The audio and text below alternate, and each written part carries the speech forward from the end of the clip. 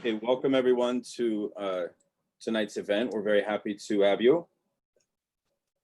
Tonight we have a very special guest for our study groups in psychoanalysis and politics. We have Samo Tomsic, who is with us in the wee hours of the night, of the morning in Berlin. And he is here to speak to us on a topic that we've been considering for our last two sessions, which is resentment and affect. An antisocial affect. Samo actually came up with this theme when I reached out to him and said, hey, would you be willing to speak to our group? And we came up with a reading list. And so for the past 3 weeks, we've already been covering the ground of the thematic kind of architecture, I think, of what he's going to speak about this evening.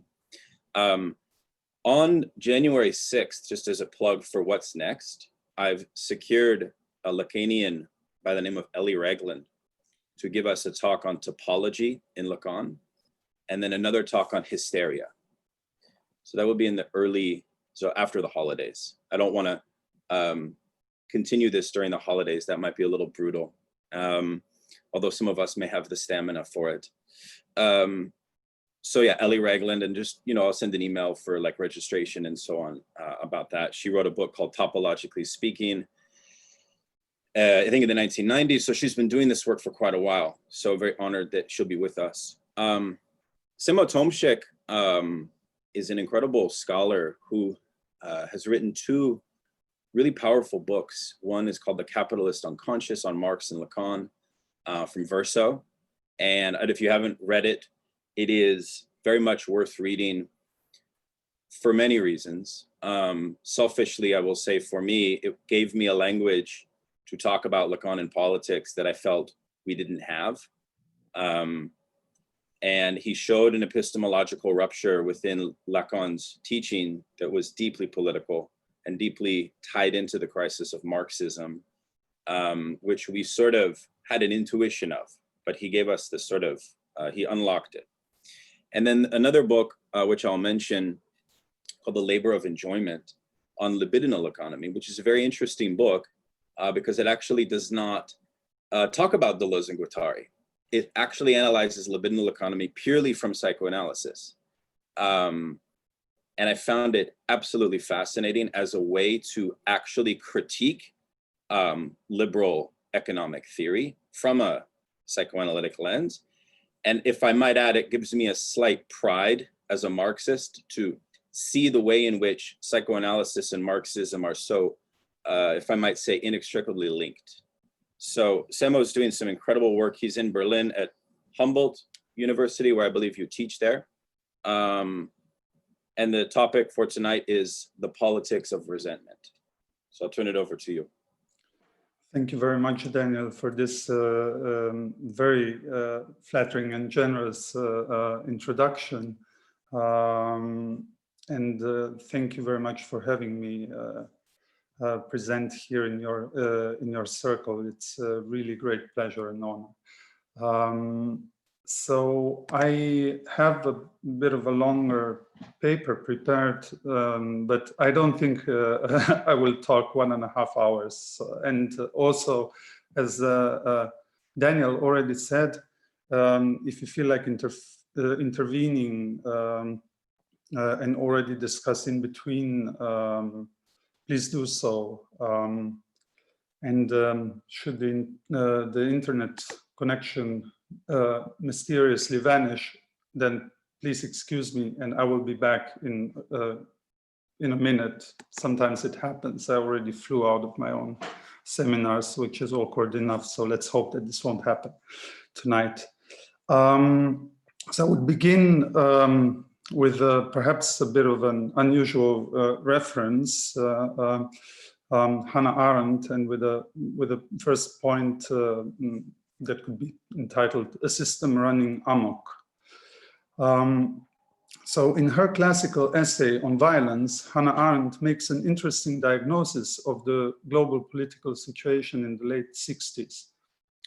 Going through the forms of government, she supplements the classical series monarchy and oligarchy, aristocracy and democracy with a properly modern form of government, which is bureaucracy, or perhaps today we would probably prefer to speak of technocracy. She describes this form as, quote, the rule of an intricate system of bureaus in which no man, neither one nor the best, neither the few nor the many, can be held responsible, and which could be properly called rule by nobody, unquote. And she writes nobody with a majuscule. Arendt's description is of interest because it points out a metamorphosis of power which unfolds in terms of its progressive abstraction, dematerialization, and decentralization. In the monarchic and oligarchic rule, power is localized in some body. In the aristocratic rule, this corporeality becomes a multiplicity, and in the democratic rule, an every body, at least. So democracies like to see themselves, I guess. When Arendt uses nobody in order to mark the main achievement of bureaucratic rule, so a thoroughly dislocated or decentralized power, the speculative scope of the term, indicated in the fact that it's written with majuscule, must be taken more seriously than it may have been intended. The system exceeds the multitude of institutions, bureaus, and bureaucrats, thus standing for a mixture of visibility and invisibility, presence and absence, emergence and disappearance. The bureaucratic rule implies power without body. Its efficiency entirely depends on the disentanglement of power from incorporation. But precisely because of this delocalization and dispersion of power of bureaus, the power of bureaus affects, traverses, and bifurcates every body in an intense and indeed material manner. Arendt's description certainly covers best totalitarian bureaucracies such as Stalinism, but it equally resonates with the rising rule of anonymous experts in Europe and the United States during the Cold War period. And we can maybe, as a side note, recall that at the same moment, around 1970, Lacan and Foucault issued a similarly sounding diagnostic when they respectively spoke of the university discourse and the regime of power knowledge. Subsequent decades of neoliberal deregulation and financialization only intensified and sophisticated this form of governance, and what is more, brought its unstable and crisis-driven character to the point. In this decentralized regime, it becomes impossible to localize the source of power despite its institutional and symbolic, let's say, apparent visibility. But this visibility is only apparent because it remains a nobody. The greater the number of experts, bureaucrats, and bureaus, the more disembodied and uncontrollable power becomes, including for the bureaucrats themselves. Nevertheless, nobody makes itself felt in everybody in a most destabilizing manner. Arendt continues in the following manner. So here's again a quote. If in accord with traditional political thought, we identify tyranny as government that is not held to give account of itself, rule by nobody is clearly the most tyrannical of all, since there is no one left who could even be asked to answer for what is being done. It is this state of affairs, making it impossible to localize responsibility and to identify the enemy, that is among the most potent causes of the current worldwide rebellious unrest, its chaotic nature, and its dangerous tendency to get out of control and to run amok, unquote. So independently from her political agenda, Arendt here formulates a thesis worth pursuing and radicalizing. The bureaucratic regime of nobody is inherently chaotic, anarchic, crisis-driven, and comes with a fundamental danger to turn against everybody and unleash its destructive violence on society, hence to run amok. With this latter formulation, Arendt, probably quite unintentionally, but nevertheless provides the best possible description not only for her own historical time, but also and moreover our current predicament.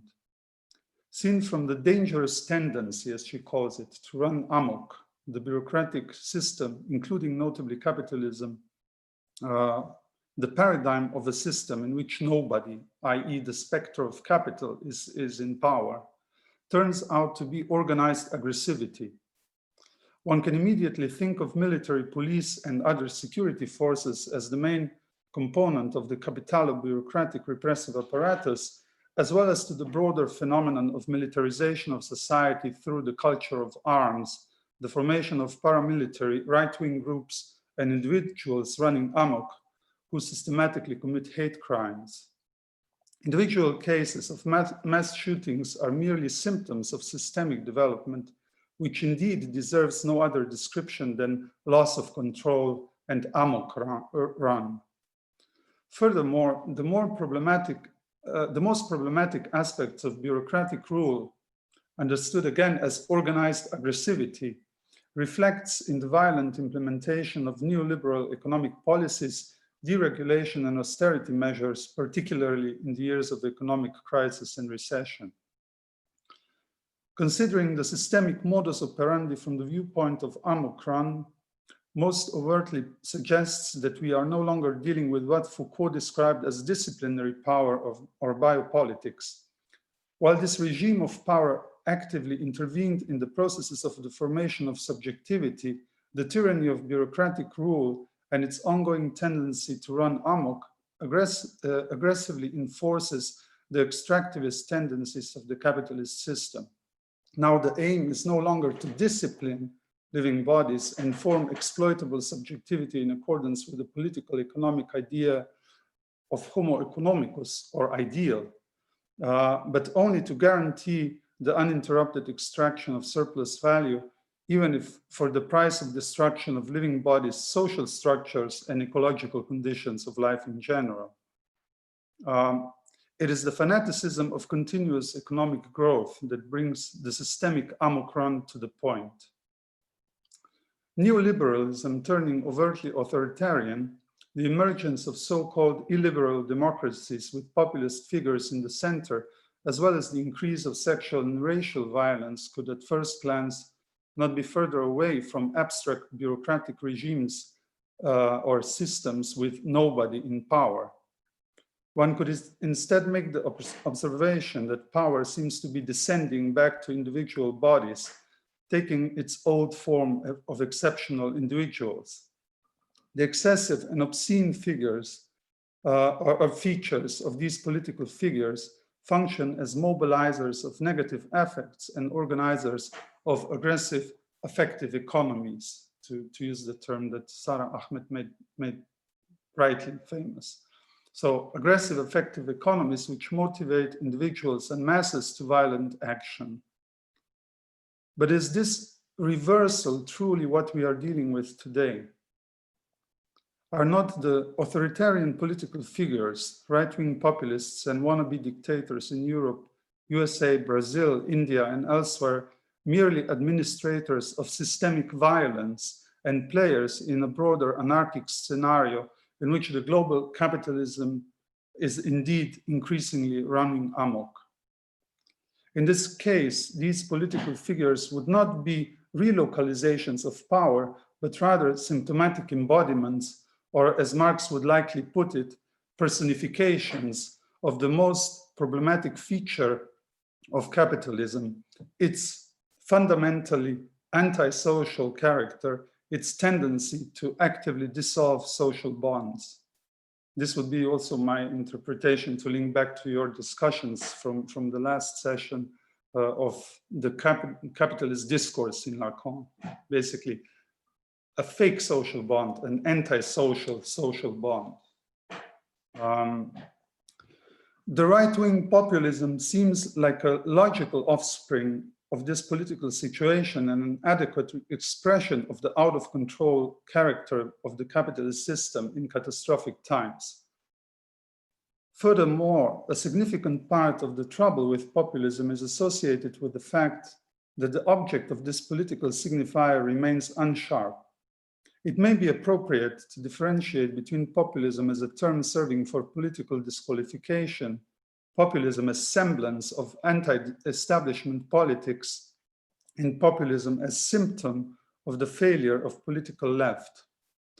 Regarding the first point, it can hardly be overlooked that the term populism is most frequently used by the liberals for ideologically labeled opponents left and right from the political center. This liberal use overtly contributes to the unsharpness of populism in order to be able to stretch the term to mutually exclusive and incompatible phenomena such as democratic socialism, vulgar nationalism, and neo-fascism. Populism as semblance of anti-establishment politics can be for the most part associated with the more or less extreme right. This aspect of populism will be discussed in the course of this presentation.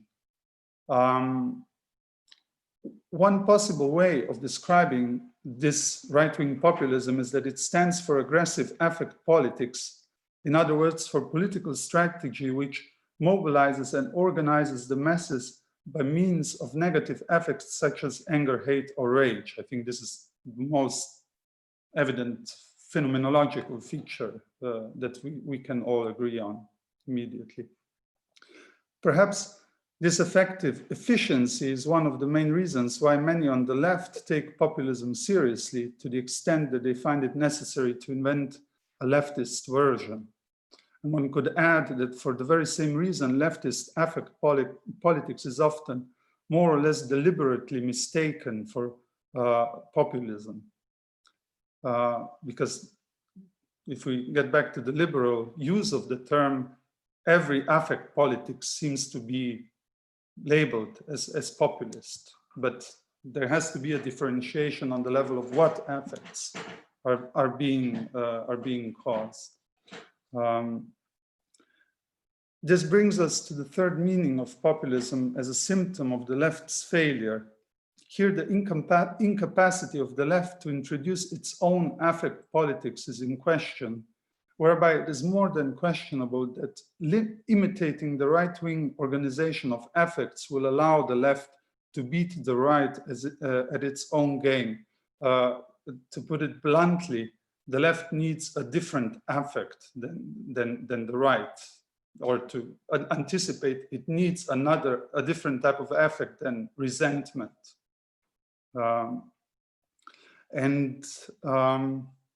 guess another significant distinction between left and right populism is that the left engages in a moralistic discourse and, to quote Domenico Lusurdo, celebrates the weak as the exclusive embodiment of moral excellence.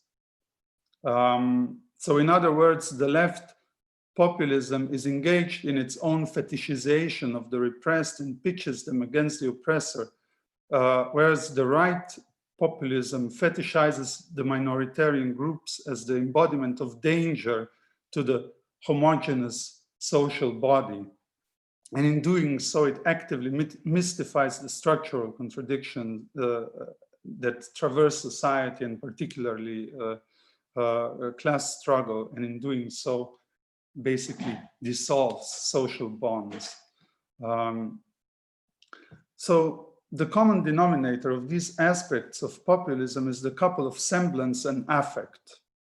Populism is not so much about concrete political contents than it is about the form and the appearance it recurs to in order to bring about social mobilization.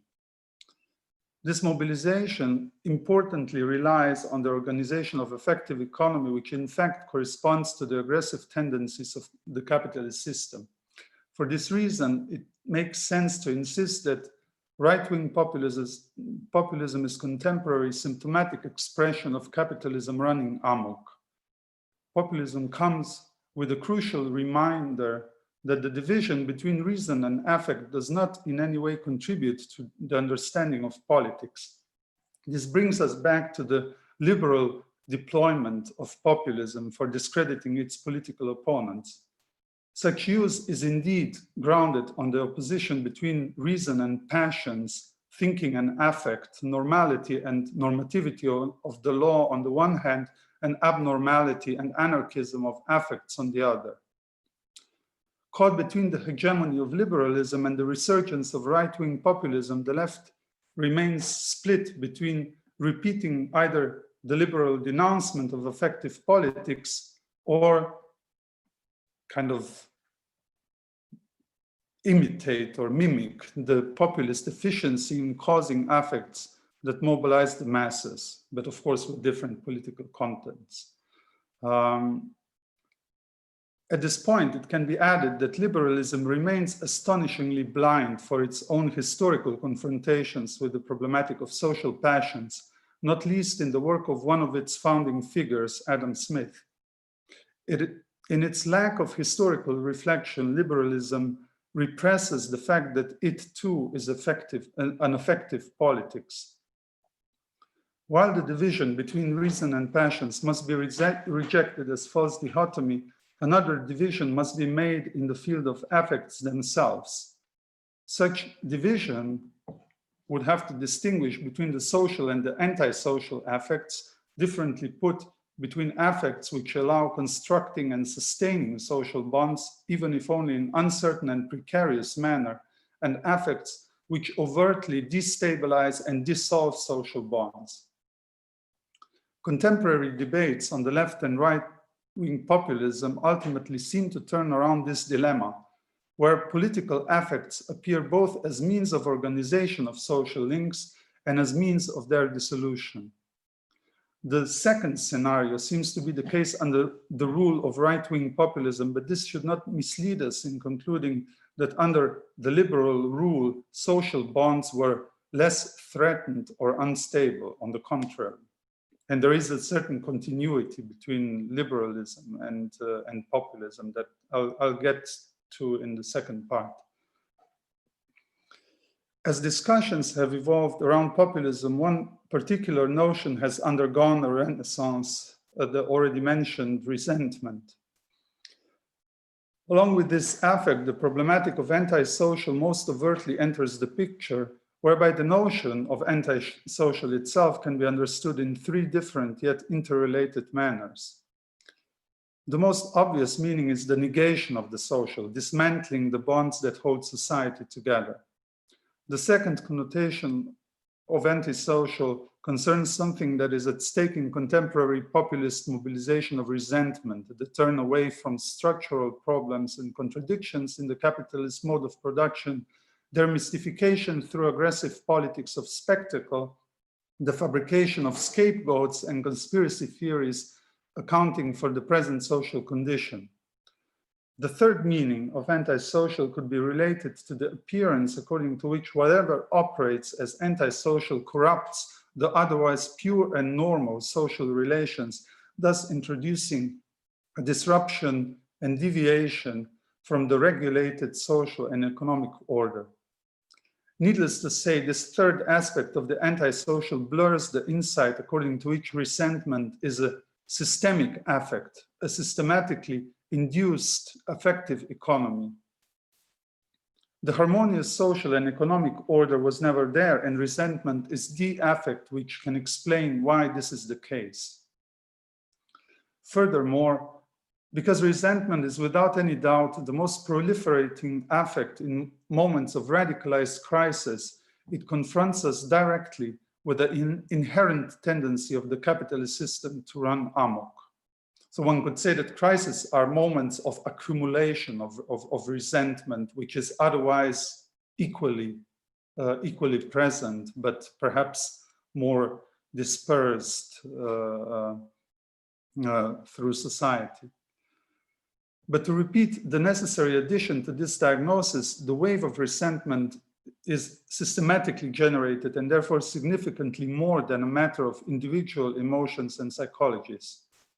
Such phenomenological account of affects must be sophisticated with a structural perspective which understands resentment as a corporeal manifestation of the organized resistance of the capitalist system against political and economic transformation.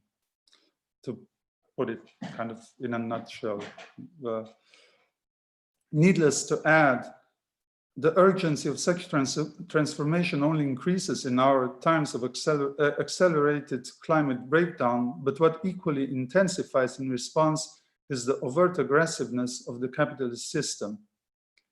If the vulgar figures of right populism are a rude reminder that, as Frédéric Lordon puts it, politics essentially stands in the element of affects, this nevertheless requires that affects be considered in structural rather than psychological or phenomenological terms. So as structural activity and structural materiality. The anti-social affective turn in contemporary capitalism did not emerge out of nowhere.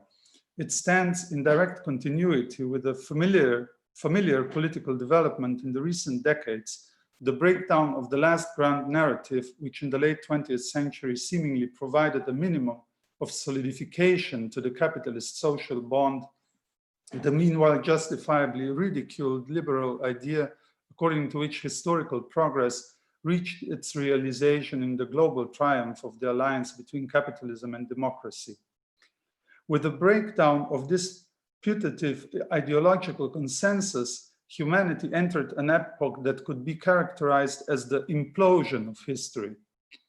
If the decade of the ideology of the end of history, so the 90s, was followed by one in which it was possible to speak of a return of history, the 2000s, then the second decade of the 21st century progressively moved in the direction of an explicitly catastrophic introversion of capitalism.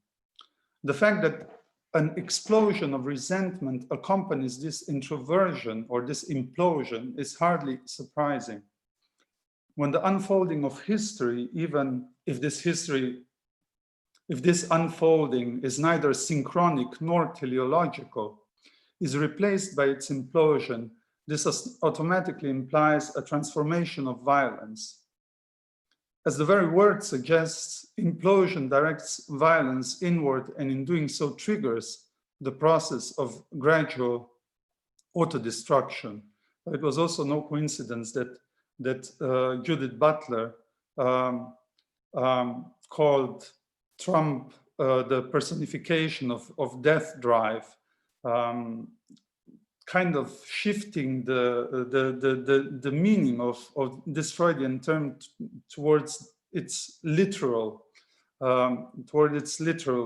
meaning that I somehow sympathize with, because there is a strong tendency to forget that death in the death drive is not only some excess of life over life, but that it literally implies death for the subject and for the social bond.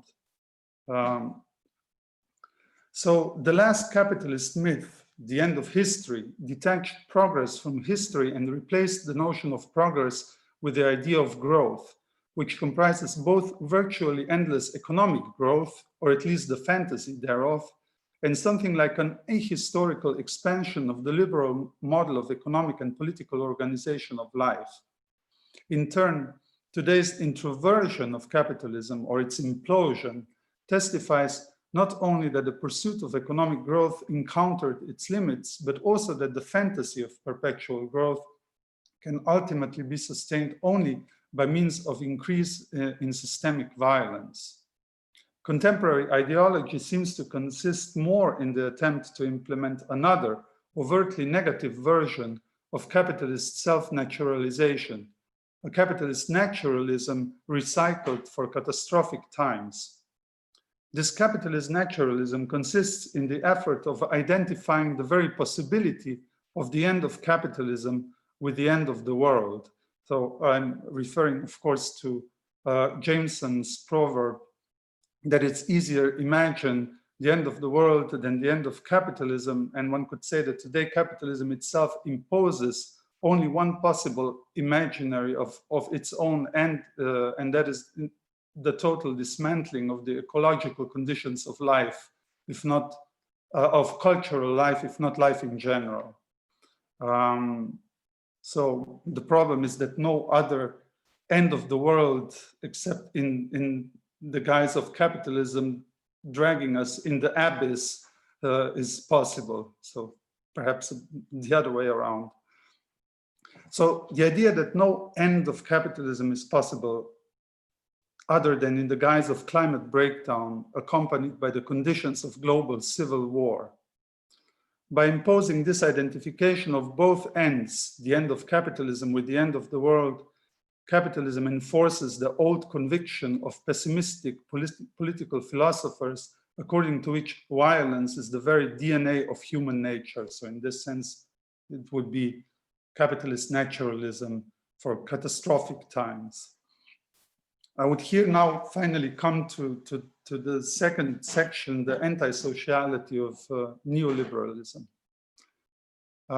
So the current organization of antisocial political affectivity should in any case not seduce us in believing that this development stands for some kind of negative reaction to the decades of neoliberal deregulation and austerity. Politicians like Donald Trump or Bolsonaro, to name only two most controversial examples with immense global impact, exemplify the social tendencies of neoliberalism and accomplish the uncoupling of capitalism and liberal democracy, thus signaling the renewed acceptance of colonial, sexual, and military violence. In a well-pointed, or military police violence, in a well-pointed inversion of Foucault's seminars titled "Society Must Be Defended," Wendy Brown recently described the neoliberalism's political project with the slogan, "Society must be dismantled."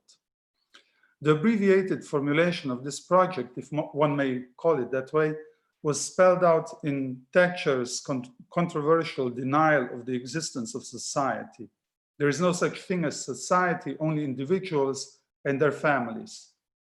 And it is worth remarking that Thatcher makes use of a strong negation, there is no instead of does not exist, which reflects the neoliberal conviction according to which society is an artificial and therefore restrictive construction, standing in open contradiction both with the spontaneity of the markets and with the natural inclinations of human beings to self-preserving egoism. In this political scenario, individuals and their families are considered the only true natural elements framed by the symbolic space of the market, which for neoliberalism most certainly exists. Moreover, the market is the best exemplification as well as the perfect disembodiment of decentralized power, the nobody par excellence. To put it in Lacanian terms, the market is the economic version of the big other, the symbolic order by means of which human beings establish intersubjective relations. According to Thatcher's political axiom, there is no such thing as social bonds, only a society of markets where individuals and units are units of economic calculus and where constant interplay of egoistic interests take place, indeed an anti-social society driven by mutual exclusion through competition. Still, this deregulated vision of the social is supplemented with tradition, family, and therefore with the all too familiar forms of violence that have accompanied capitalism through the centuries: expropriation, colonialism, and patriarchy. By negating the existence of an overarching dimension of the social or of political commons, neoliberalism in the same move mystifies the antisocial tendencies inscribed in the process of the capitalist construction of the social. As Brown writes, when the claimed society does not exist becomes common sense, it renders invisible the social norms and inequalities generated by legacies of slavery, colonialism, and patriarchy, unquote. It conceals that capitalism continues to impose its problematic self-naturalization, including the naturalization of racial, sexual, and economic violence. When reflecting on the combination of neoliberal deregulation and traditional morality in Thatcher's remark, Brown quite tellingly speaks of the neoliberal dream. Quote, "The neoliberal dream was a global order of freely owing and accumulating capital. National organized Nations organized by traditional morality and markets, and states oriented almost exclusively to this project, nailed to the requirements of markets that are neither self-stabilizing nor enduringly competitive, the neoliberal state, with its commitment to freedom and legislating only universal rules, would also protect the traditional moral order against incursions by rationalists, planners, redistributionists, and other egalitarians, unquote. It was Friedrich Hayek who most vehemently insisted that traditional moral codes and market rules stand in mutual symmetry. At first glance, this symmetry may appear paradoxical, since tradition imposes itself as a realm of stability and unchangeable symbolic laws, conducts, and identities, whereas the market repeatedly reveals itself as the register of structural instability and recurring crisis. Neoliberal orthodoxy strives to overcome this apparent tension by postulating that the only symbolic order in which human beings can freely unfold their existence is the self-regulating market. Similarly, Adam Smith recurred to the invisible hand and market providence in order to provide a religiously charged names for the presumably social tendencies of the market and for spontaneous regulation of anti-social conversion of human beings' natural egoism. It is only in the capitalist economic framework that the nature of human beings finds its most adequate realization, and if there is such a thing as traditional morality, then this morality must be necessarily coupled to the markets rather than to some artificially imposed social context that will only corrupt its value-generating potentials. So we could recall Marx's remark on the self-naturalization of bourgeois institutions, where feudalism with its own traditional or its own mobilization of traditional morality was considered artificial, whereas liberal institutions are natural.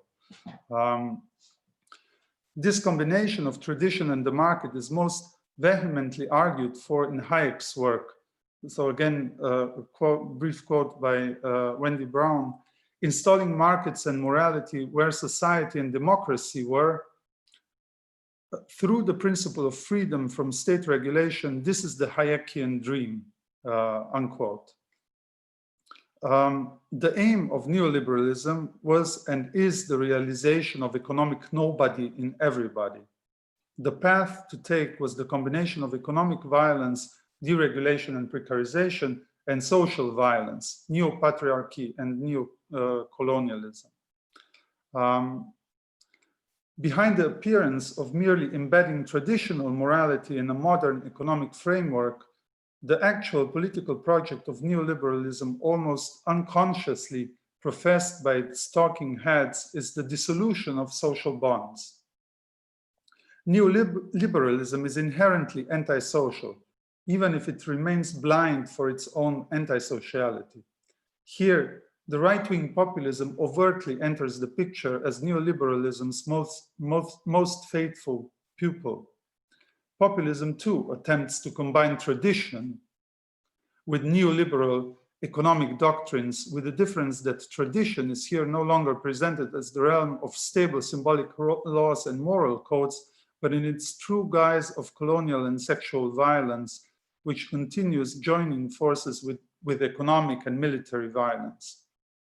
In spite of all its hatred towards truth, right-wing populism does not strive to conceal that the ultimate truth of tradition is violence and obscenity.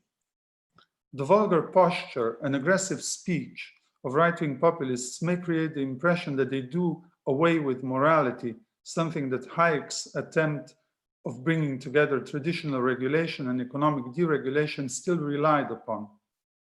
In the right-wing populism's pursuit of law and order, we can constantly see demonstrated that this morality is actualized in affects such as envy, rage, and most notably, resentment. In the populist attempt to construct an apparently homogeneous national body, This process is underpinned with the generation of antisocial affects just mentioned, since the populist vision of the people relies on constant multiplication of the enemy figures of the other, which is why populism of the right is a politics ultimately working on dismantling the people, despite claiming to do the opposite. In doing so, right populism is not simply the higher of neoliberalism, but its metamorphosis, its logical metamorphosis. They both explicitly argue that the subject of politics is not a relational being and therefore not a social being.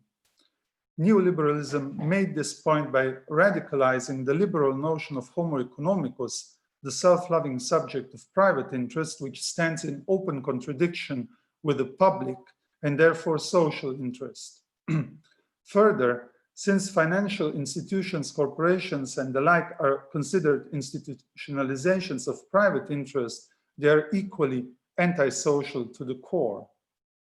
In short, neoliberalism never shied away from understanding the human subject as fundamentally antisocial being. And we could perhaps add, there is probably the peak of, or the point of crystallization of the antisocial tendencies of capitalism in the epoch of financialization. When the right-wing populists claim to represent the people, they continue honoring the neoliberal antisocial contract, its contract against society, by striving for a social bond which is ultimately an unbond, a paradoxical antisocial social bond grounded on resentment which actively works on dissolving the social. This paradox reflects on the populist construction of the people. In order to construct the people, they claim to represent the enemy. They claim to represent the enemies of the people must be continuously determined. Constructing the people's unity rests on ongoing determination and exclusion of ever new enemies. So basically voiding the people. Consequently, the people here no longer stands for an open and heterogeneous set of relational subjectivities, but for a bifurcated mass which directs its aggressivity both outwards, rejection of cultural, racialized, sexual, and others, and as well as inwards. So economic competition, rejection of political opponents, self-entrepreneurship, and then self-financialization, so to speak.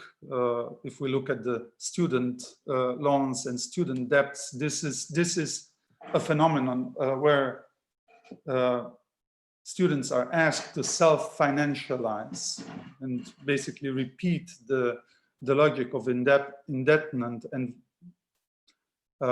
production of personal capital or personal cultural capital through indebtment. In the end, the ideal people of right-wing populism finds its ultimate realization in an auto-aggressive mass tied together by hate and resentment and embedded in a gradual process of self-dissolution and self-destruction. For together with the exclusion of the other, the social bond as such is excluded, as such is rejected. Various analyses of the populist phenomenon depart from the observation that the populist construction of the people is conditioned by the rejection of otherness, installing a homogenizing division which is supposed to draw a clear and univocal border between the body of the people and the presumptive foreign bodies. More or less abstract elites when it comes to left populism, and migrants or homosexuals, foreigners and feminists, and so on in the case of right-wing populism, until all that remains is the traditional body which, unsurprisingly, stands in the sign of masculinity, and when it comes to the so-called second sex, in the sign of masculine fantasies of femininity. The process of unification is, in both cases, follows the well-known scheme of the friend-enemy divide, promoted by Carl Schmitt, which equally unsurprisingly stands at the core of resentment. Put differently, resentment is the inevitable affective surplus of the homogenizing division. For this reason, the left populism, or rather the left succumbing to the populist temptation, always encounters an affective deadlock. In difference to the right-wing populism, which hardly wants to be anything more than a neoliberal politics of resentment, the left wants to be more, but of course has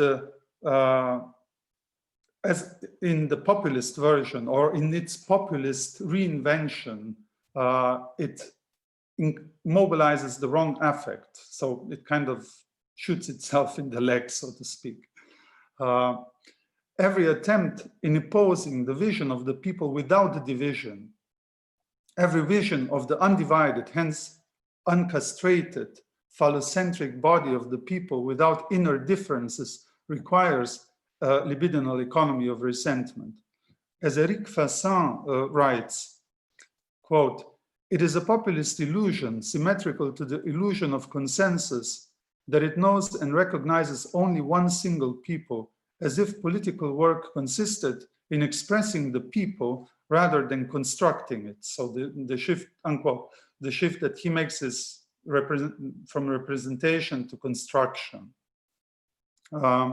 In contrast to democratic representation, where an abstract people is constructed on the basis of election calculus, populism constructs its people by implementing a divisive affective economy. In the second case, abstraction makes itself felt in the body, either in the guise of an aggressive antisocial affect or in the guise of physical, emotional, and discursive violence, depending on which side of the populist divide one is situated. Populism often enough supplements the model of political party with movement. Trump and Bolsonaro, with their one-man show type of rallies, are again exemplary for this mutual enforcing of movement, which relies on the public performance of effective economy in the process of expansion and party structure, which provides the organizational framing of the populist effective politics.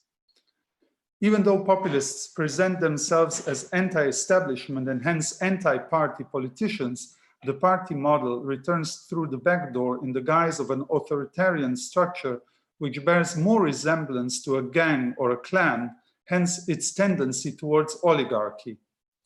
There is yet another truth that populists hardly fail to make clear, namely that they are ultimately nothing more and nothing less than a politics of negation, directed against the unified enemy, the abstract and indeterminate elites, and in the case of right-wing populism, against every political subjectivity embodying difference.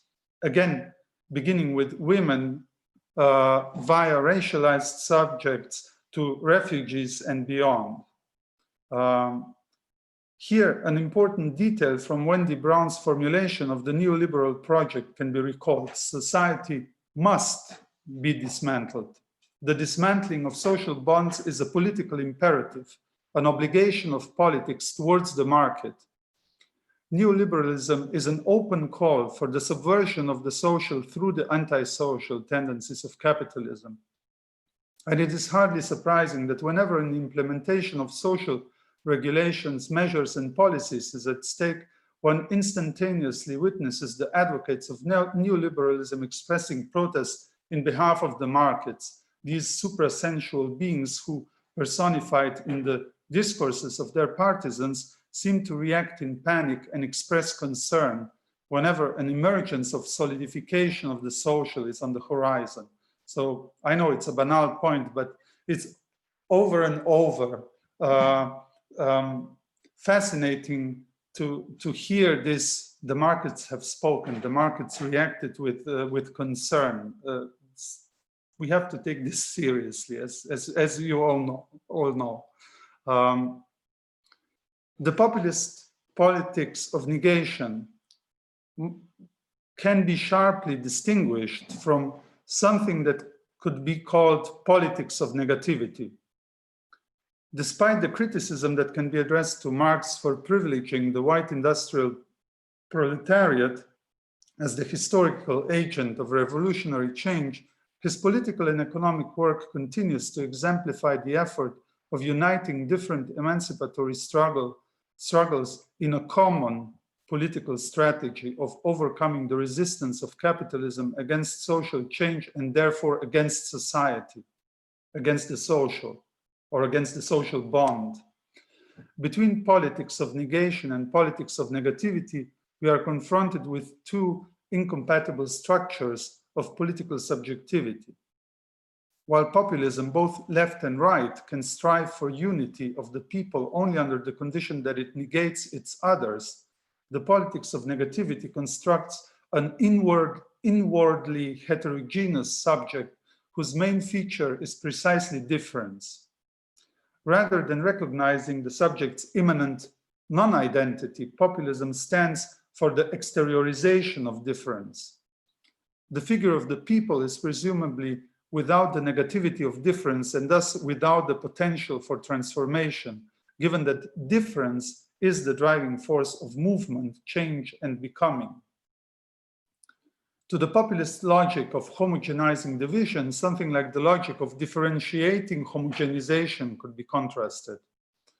The latter no longer pursues the task of re-establishing some presumably lost or corrupted imaginary unity, and instead strives to invent an unbordered political subjectivity, which is no longer defined on the background of the rejection of difference, but rather on its mobilization. Differentiating homogenization means to suggest that political subjectivity is more than mere collection of different identities, because it comprises different identities which moreover undergo historical transformations and are therefore never completely constituted as identities.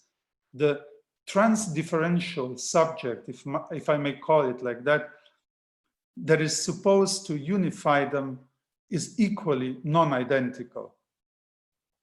And I would come here to the last part, if you still can bear with me, to the point concerning resentment's localization between systemic violence and systemic enjoyment. The distinction between the politics of negation and the politics of negativity may give ground to reconsider a controversial polemical notion from Marx's vocabulary, the lumpen proletariat. This category may provide another way of addressing the continuity between neoliberalism and today's proliferation of antisocial affects, accompanied and moreover encouraged by the populist turn in politics. Marx's ambiguous remarks on the lumpen proletariat may reveal that he describes a social formation which strikingly resembles the mass mobilized by the right-wing populists with increasingly significant help of conspiracy thinking. And it seems as if conspiracy theories stand in a strikingly similar relation to knowledge, notably to scientific knowledge, as populism does to politics. Rather than simply negating or relativizing truth and thus being a post-truth phenomenon, conspiracy theories are excessively emphasizing truth over knowledge. Conspiracy theories could be seen as maladies of truth. What happens when one assumes the doctrine of hidden truth which needs to be unveiled? Hence, the Heideggerian understanding of truth as being torn between unveiling and veiling. So maybe conspiracy theories and Heidegger have more in common than one would think, especially if we consider how popular Heidegger is among the German alt-right version and among the so-called Querdenker, who are nowadays protesting against lockdown measures and against vaccination and so on. So basically, I can't help thinking of Heidegger in the Black Forests, protesting against the rise of science. So, moreover, the main function of today's populism may indeed consist in the transformation of what political liberalism promotes under the notion of the people into the lumpen proletariat. And I would say that the main feature of capitalism in neoliberal times in particular, and in times of overtly authoritarian neoliberalism, is lumpen proletarization, generalized lumpen proletarization, rather than generalized proletarization, which is something that I think you were also discussing here in your meetings, just as a proposal for discussion. So this affective metamorphosis or mutation of the people would provide a further exemplification to Brown's point regarding the neoliberal dismantling of society, or of the conditions of possibility of the common. Marx's attitude towards the social groups that are assembled under the umbrella notion of the lumpen proletariat is certainly not unproblematic or free from despise. For instance, in the Communist Manifesto, we read the following, quote, "The dangerous class, the social scum, that passively rotting mass thrown off by the lowest layers of old society may here and there be swept into the movement by a proletarian revolution. Its conditions of life, however, prepare it far more for the part of a bribed tool of reactionary intrigue," unquote. One feature of the lumpen proletariat is worth retaining, namely that it sells itself out for reactionary political purposes. The prefix lumpen contains its semantic lessons that point in this direction. It marks that we are dealing with a double of the proletariat, its negative figure. Furthermore, so a sort of negativity of negativity.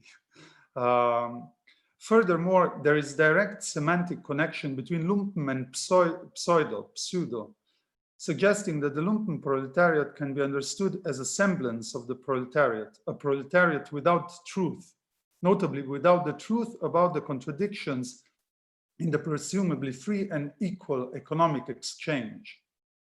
So the fact that they are bribed is also interesting, because the proletariat is bought and sold, or at least sells, is in the realm of economic exchange. In Marx, the proletariat is a symptomatic product of the ongoing valorization of living bodies, the counterpart of the political economic homo economicus. It is not unimportant that the proletarian is bought, whereas the lumpen proletariat is bribed, to repeat. Buying and selling of labor power transforms living bodies in producers of value, whereas bribing transforms them into a tool of systemic resistance against emancipatory political organization of the repressed, or of the oppressed. The lumpen proletariat is bribed in order to make violence, as Marx and Engels write, violence being its specific surplus product, and in doing so cause fear of masses, creating the appearance that all political masses are ultimately violent mobs. And interestingly, this is what Trump did when Black Lives Matter protesters took the street, by trying to sell them to his white base as an exemplification of violent lumpen proletariat. He, in fact, lumpen proletarianized his own base and ultimately revealed himself as the leader or the prince of the lumpen proletariat. This was also, this description of Trump as a prince of the lumpen proletariat was suggested by Clyde Barrow, who recently published a book on the notion of lumpen proletariat entitled "The Dangerous Class," and kind of inspired also by his reading here. So the politics of resentment pursues the process of lumpen proletarization of political subjectivity in order to continue accomplishing the neoliberal dismantling of the social. And so it could be argued that the right-wing populism ultimately stands for the construction of a dangerous class rather than the people, a dangerous class which serves the preservation of capitalism in catastrophic times. The association of lumpen proletariat with the lower and disorganized strata of society is not Marx's ultimate word on the topic, nor is it the most interesting aspect of the problematic. Another feature of the lumpen proletariat is that it stands for the point of contact between the lowest and the highest, the social abject and financial capital. With this association, Marx more or less suggests that the lumpen proletariat must be detached from its appearance, in the first place from poverty. In Class Struggles in France, we thus read that the political category, or rather this position of political subjectivity, concerns the so-called financial elites as well. Quote, the finance aristocracy in its mode of acquisition, as well as in its pleasures, is nothing more than the rebirth of the lumpen proletariat on the heights of bourgeois society, unquote.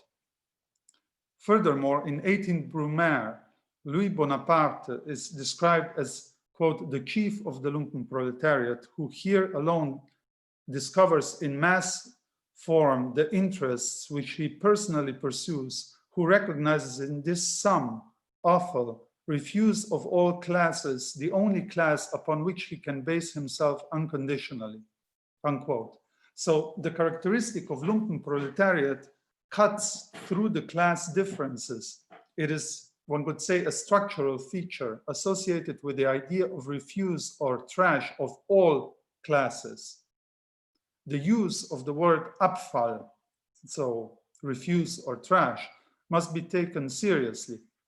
It is the production of the social abject that is at stake, which pinpoints the flip side of the essentially anti-social production taking place in capitalism. Production for the sake of production, as Marx occasionally put it. So this is, I think, Marx's way of saying that capitalist production is fundamentally anti-social. And again, the ultimate exemplification of production for the sake of production is financial economy or financial capital.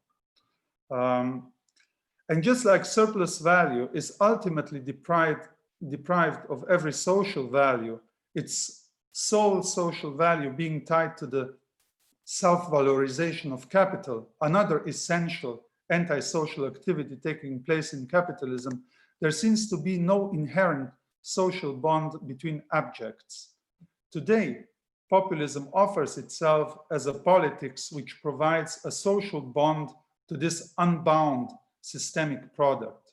It forms them into a coherent mass using precisely resentment as the effective binding material. In doing so, the figure of the populist accomplishes the apparently paradoxical achievement, pushing for a social bond that inherently unbinds or dissolves the social. Precisely for this reason, resentment is not a class affect, although it is often mistakenly associated with the dismantled and disorganized remainders of the working class. Nietzsche's critique of resentment has a major share in this misunderstanding. An important reformulation of the problem can be found in another German thinker, Max Scheler, who thoroughly questioned Nietzsche's dubious association of resentment with the so-called slave morality. More importantly, Scheler exposes the dependency of affective economy of resentment on the modern organization of production. Scheler thus searches for the actual causes of resentment in the economic sphere while keeping Nietzsche's accent on the central role of the subject's impotency or Ohnmacht in the generation of resentment. The main condition for the proliferation of resentment are given in a society, quote Scheler, in which everyone has the right to compare himself with everyone and yet factually cannot compare himself, unquote. So Schiller's observation can be expanded with Marx's remark that the socioeconomic sphere appears to be governed by freedom, equality, property, and Bentham, the general name for private interest. Yet under this ideological facade, we find slavery, inequality, expropriation, and exploitation. It is the constant experience of this gap between appearance and structure that gives ground for the generation of resentment, an affect that Scheler explicitly associates with the rise of liberalism. The conditions of resentment are envy, jealousy, and competitiveness, actively caused by the social implementation of the universal law of property and the invention of ever new strategies of expropriation. In the system of competition, resentment is thus actively induced. It stands for the dynamic of this system itself. And if economic liberalism and neoliberalism strive to form human beings in accordance with what they consider to be an ideal subjectivity, so homo economicus again, then today's developments unfolding in the shadow of ongoing mutation of neoliberalism into an authoritarianism no longer display the belief in homo economicus, but they nevertheless continue to induce this basic affect, resentment, an affect that liberalism and neoliberalism failed to recognize in the midst of its own preoccupation with the problematic of social passions. And that's why I was referring to the notion of lumpenproletariat, because this is what remains in the ruins of homo economicus, if I play on the title of Wendy Brown's book. It can be noted in passing that this may also be a blind spot of Nietzsche's critique of resentment. It was not so much religion or the presumable slave morality that, according to Nietzsche's narration, became organized in Christian religion, which brought about the system of resentment. It was indeed economy, and more precisely, the capitalist shift from finite exchange to virtually endless production of value. Another quote from Scheler: the structure of motivation becomes money, commodity, money, whereas before it was commodity, money, commodity, and in brackets, Karl Marx. The enjoyment of qualitative values, of course, does not cease, but this enjoyment, yes, its possibility now itself moves within the limits of goods, which are at first perceived as units of commodity values, unquote. So in CMC, the economic sphere is organized around the satisfaction of needs. Although this activity is incomplete, repetitive, and accompanied by enjoyment, so with a certain surplus, it remains a finite procedure in which no surplus functions as the main structural motivation. MCM changes this by organizing the entire social and subjective sphere around the demand for uninterrupted and virtually endless quantitative increase of value. With this displacement, satisfaction becomes indistinguishable from dissatisfaction. Another symptomatic quote from Scheler: the modern ascetics shows itself in the fact that enjoyment of the pleasurable, Genuss des Angenehmen, to which all useful is related, undergoes constant displacement, unquote. It is crucial that Scheler recognizes in the constant displacement of enjoyment, hence in satisfaction qua dissatisfaction, a feature of ascetics. Capitalism is a moral order grounded on renunciation of enjoyment, which conditions production of surplus enjoyment, as Lacan would put it. Lacan pinpointed the paradigm of this renunciation in Pascal's wager, in which we can easily recognize the archetype of financial speculation. To recall the point in question, in his Pensée, Pascal engages, in a thought experiment where he has to convince the libertine to abolish his pursuit of earthly pleasures in exchange for a belief in God, adding that this renunciation will in any case be rewarded. If it turns out that God exists, the libertine will gain infinite amount of pleasure beyond pleasure, precisely surplus enjoyment, and should the libertine's skepticism be proven right, he will have to concede that he ended up losing nothing, for life in accordance with morality is in any case more highly valued than life in pleasure. One could say we have the embryonal form of Hayek here. What at first glance appears to be a win-win situation embeds the subject's wager in a compulsive system in which the feeling of loss and the chase of an unattainable surplus mutually condition and intensify each other. No enjoyment of pleasurable, as Scheler puts it, is any longer possible, no use value uncontaminated by the feeling of uselessness. Dissatisfaction becomes the main general feeling. And one last quote from Scheler: the modern ascetics formed an ideal whose ethical sense is the exact opposite of the old one. The ideal of minimum of enjoyment face of the maximum amount of pleasurable and useful things, unquote. So by sabotaging satisfaction and moreover demanding that the satisfaction of needs be sacrificed for the impossible satisfaction of systemic demand of surplus value, capitalism ultimately pursues the imperative of uselessness. This is where the Lacanian extension of Schiller's point to the structural features of capitalism comes in.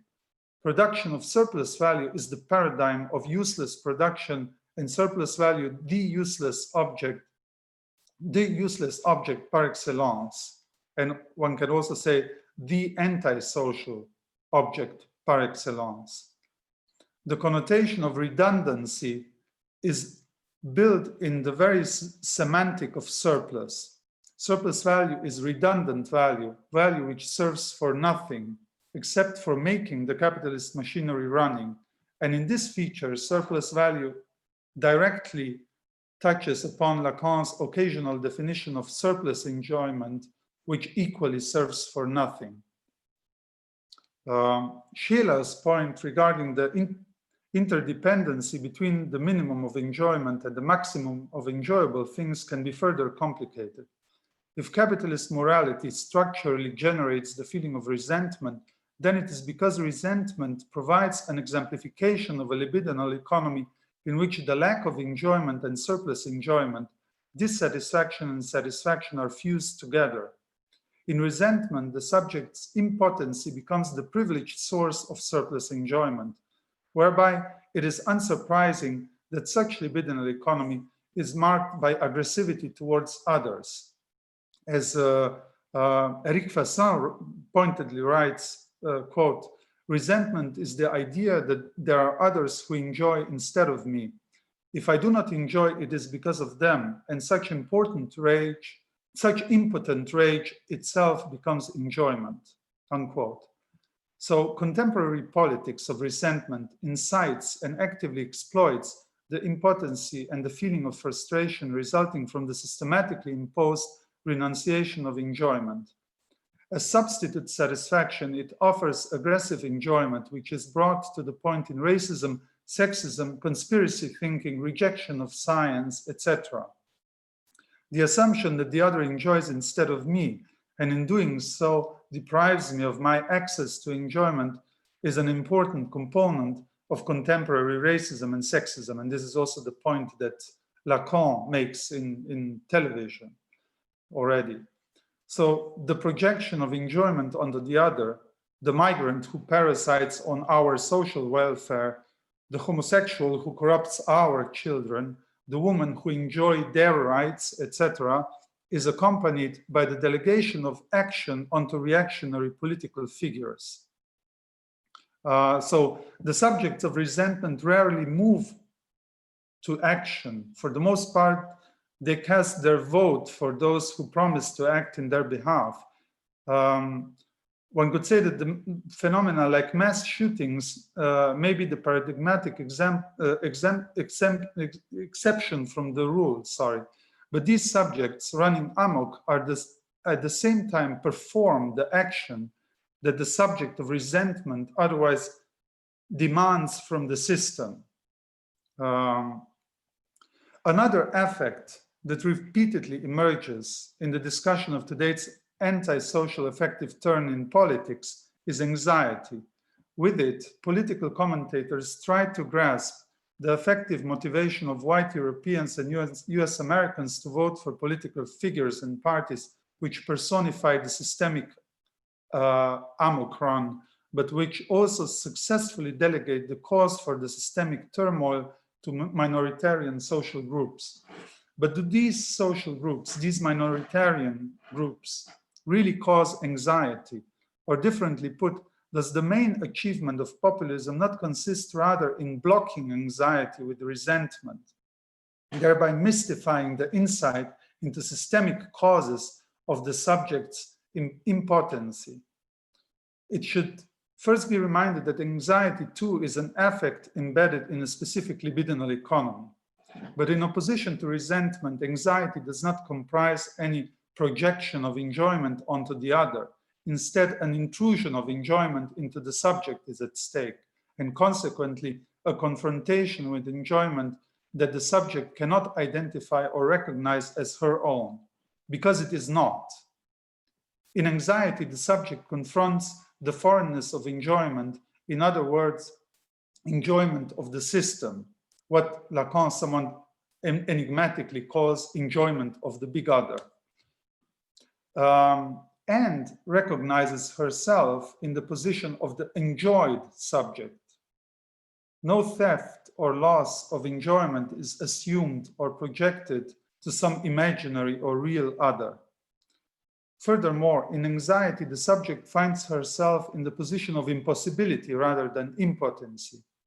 By directly confronting her own status in the social bond, the material from which surplus value, this Marxian name for enjoyment of the system, is extracted to the point of the subject's exhaustion. It is because of this confrontation that anxiety can motivate the subject to social rather than antisocial action, even if this action consists merely of escape or flight. In difference to the violent outbursts of resentment, in anxiety, the subject can articulate the demand for constructing a non-exploitative social bond. However, this does not mean to suggest that the politics of resentment should be contrasted by a politics of anxiety. Rather, the point is that no matter how we turn it, the subject of resentment always aims at annihilating the other and more or less overtly demands the system and its reactionary political representatives to accomplish this task. In turn, I would argue that the subject of anxiety demands a bond with the other, or at least finds herself in the position in which organized work on such a bond can be initiated. For this reason, Lacan occasionally remarked that an important component of psychoanalysis consists in careful dosage of anxiety in order to motivate the analysant to work through her traumatic history and counteract the resistance against psychoanalysis. In contrast to this analytic scenario, populism does not cease to prove that it is engaged in converting anxiety into resentment in order to continue demolishing the bonds that hold society together rather than working on them. So it cannot mobilize work on the system because it is dissolving work as a social relation, or the social as a space in which work on social bonds takes place. So resentment is the affect needed in order to put this neoliberal anti-social program into practice. Finally, the opposition of anxiety and resentment may explain why the so-called left populism risks getting caught in the structure defined by the populist right. If the existential condition of populism is the reduction of politics to the antagonistic relation between friend and enemy, then the production of resentment returns at the very core of the left's attempt to beat populism at their own game.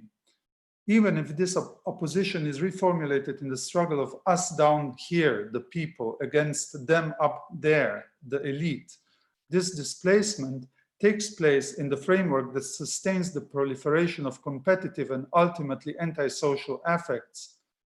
And according to Eric Fassin, whom I already mentioned, and who uncompromisingly rejects the idea of left populism, the leftist flirt with the populist paradigm adopts a discursive form which has a wide-reaching impact on the very content of leftist politics.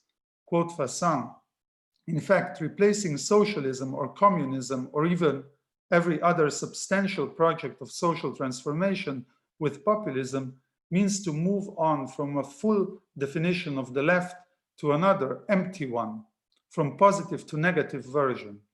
In face of neoliberalism, it is certainly easier to oppose rather than to propose, to resist rather than to invent, unquote. So that's why, for instance, also, I mean, I find it rather silly to describe people like Bernie Sanders as populists, because they basically have a program. Even if it sounds social democratic, it's still, you know,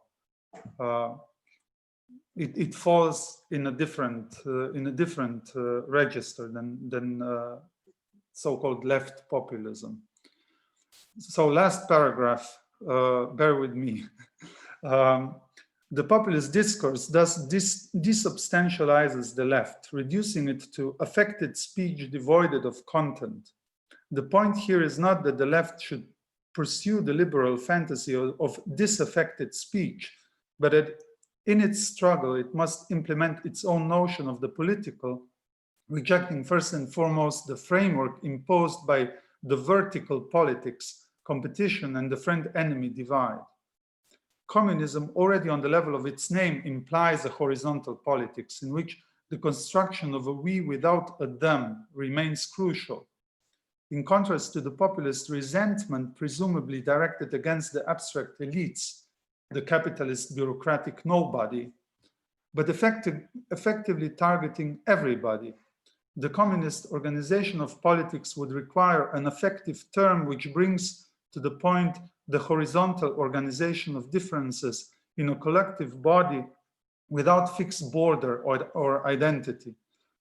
The French Revolution, no matter how we want to and can criticize it, proposed one such effective term, fraternity, which remains highly problematic because it connotes both masculinity and closed society. Perhaps political signifiers such as community or solidarity, even though they might sound very banal, could replace it because they nevertheless indicate on the level of their name not only a closed society, the abolition of a closed society, but also the construction of a bond, or the construction of the social as this minimum and necessary space of common necessary for any emancipatory politics to take foot on some in some life and in some type of intersubjective space. I would stop here. I reached the end and would like to thank you for having kept it so far, and hopefully, this was not too how should I put it, too superficial or too tiring. Thank you. Wonderful. Thank you so much. This is I have 6 pages of notes. This was very stimulating, Samo. I want to I don't want to be the first one to intervene, although personally I needed some more time to digest so many of the rich points that you have developed. And I want to actually start by thanking you for bridging so many moments in our prior discussions, which you, I think, clearly listened to in some way, because many of these problematics return. For example, when Rithika was discussing anxiety, I loved everything you said about that. I'd love for that discussion to be a thread. There's so many threads that you've given us. The whole business of lumpen proletariat is one as well. But let me again encourage folks to just go in the chat, or you can raise the hand thing and then just speak as you wish. But whoever has the first question, let us know in the chat. And what time is it there, by the way? Here, yeah. Now it's 2:26. I'm still awake, don't worry. I didn't draw my eyes. Okay, so we have a question which has actually been written. I guess I can read it. which is from the very interesting invocation of community that you just mentioned a moment ago. What are your thoughts on Agamben and his notion of community, as well as Roberto Esposito, who you probably are familiar with, the Italian philosopher? Yes. Between bios and Zoe as political and biological limits. Yeah. Yeah, but I mean, I must admit that I'm not a big fan of Agamben. I would then go more in Esposito, but yeah, I mean, I'm kind of, I don't know, I'm a bit like spontaneously skeptical towards this bio and zoe dichotomy, because yeah, I guess I've been corrupted by psychoanalysis to the extent that wherever I see a dichotomy, I'm starting to get you know, kind of thoughts that try to think the intertwining of both. So kind of yeah, not this nature culture dichotomy, but sort of well, processes of self-overcoming, one could say, I guess, of presumably natural to presumably cultural. So more like a difference in becoming rather than a fully constituted ontological difference between two fully constituted registers. But maybe also Agamben, I don't know. I think his. I mean, there are some soft spots that I bear in me for him, especially like the recent stuff that I've read was on a commentary on capitalism as a religion, the Benjamin text, where he's basically. Yeah, I mean, very simple line of thought, which is also why I guess it's such a powerful text, because the best texts are the most powerful texts are simple, and where he's basically arguing that capitalism is anarchy. So one could say, you know, is again a social order that is inherently an antisocial, well, this kind of paradox that I was constantly circulating around, an antisocial social order. But on the other hand, his commentary, I mean, his comments during the Corona pandemic were then again kind of making him look quite suspicious or suspiciously Heideggerian, although he doesn't hide his Heideggerian references, but he really came with the worst Heideggerian arsenal in this debate. That's very helpful, thank you. And the second one is from Luke, who's also written, you all can speak it as well, but I guess I can read it, which is, what do you make of radical or agonistic, in the Laclau move, agonistic accounts of democracy, which try to mobilize conflict and antagonism to respond to the depoliticizations we might associate with neoliberalism or third way neoliberal politics?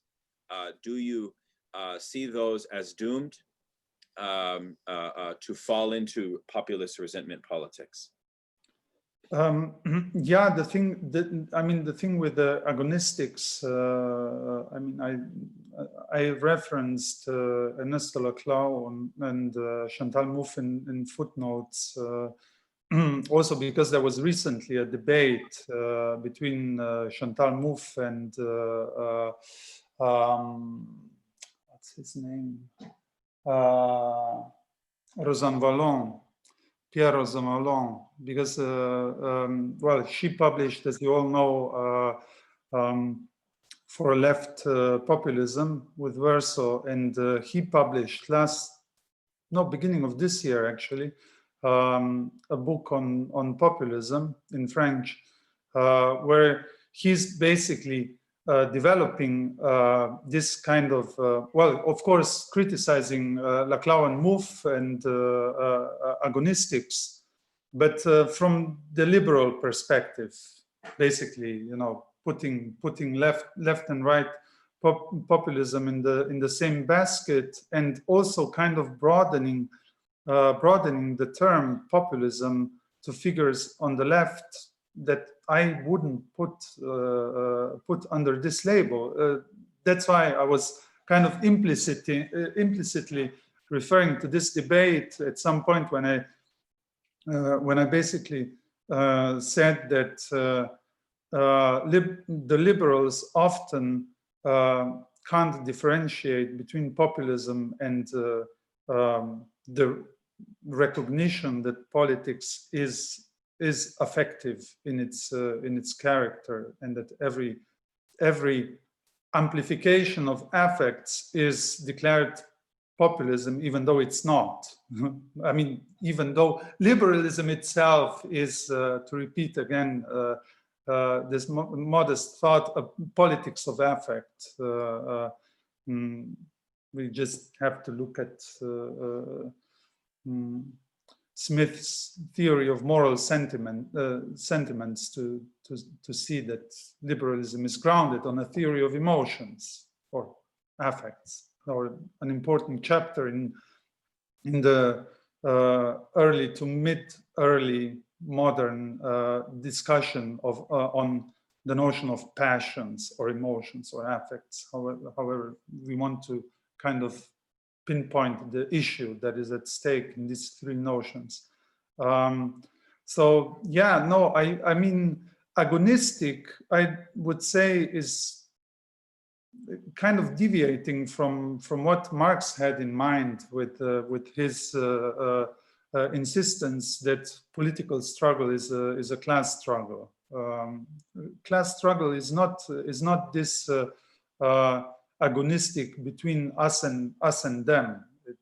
I mean, it's a non-relation, and kind of operates on. Sorry, I'm distracted by the chat.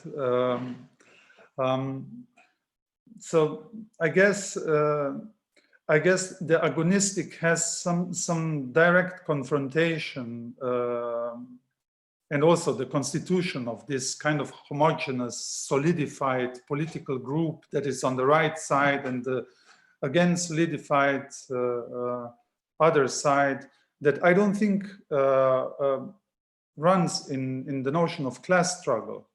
Class struggle is outside and inside, as you know, and is a structural feature that traverses the subject and that traverses subjects. So basically, no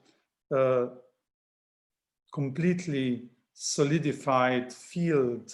One could say that not only class struggle constitutes classes, there is only class struggle without classes, in a way. I mean, classes do not exist. What exists is class struggle, certain tension that traverses the subject, or contradiction. Yes. Let us move to Lakshmi's question, which is, could you say more about the final comparison between resentment and anxiety and the differing definitions of racial difference that seem to track with this distinction between these two relations to the other? I mean, the thing is, this was really more like an intuition that I would have to myself work on more seriously, but the thought behind it was actually very simple. All this talk about about, like anxious anxious nationalists or anxious racists is complete nonsense. When one looks at Trump rallies or at the Pegida protests that were in Germany a few years ago against the refugees arriving from Syria, these were not anxious, worried citizens. I would say there is a certain myth about anxious masses, when actually what we are having is organization of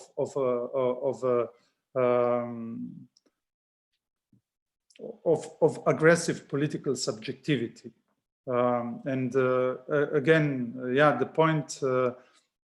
the point that I wanted to pursue is that anxiety, in the good old Lacanian manner, is a signal of the real, in concrete case of a real danger, a confrontation with my own status within the system. So basically a weak life form which is depending on my, social status, of course, and my skin color and my sexuality, more or less threatened. But there is a systemic threat that once confronted cannot but affect with anxiety. And if we take resentment as a resistance against the confrontation with this threat, with this systemic threat, and more like effective labor for the system itself. So subjects of resentment are most complicit with the system. If we take this this divide, anxiety, resentment, then I guess I would try to map it on the opposition anti-social social affect, so that there is something like a demand of a bond, a non-exploitative, non-threatening social bond, a social bond. Let's put it like this: not an anti-social social bond in which capitalism has been drowning us for quite a few centuries. So one could say perhaps anxiety as an introduction to communism. Well, if I can just ask a sort of clarification or follow-up, which is that it seemed also the way that resentment in your formulation being based on this kind of friend-enemy distinction, which would tie to the way that, for example, Foucault, and I suspect Lacan, would think about racism as this kind of, in your words, this sort of fantasy of a unified body and the opposition to the external, right? To the opposition to difference. And of anxiety instead, or as you said, the sort of desire for the annihilation of the other.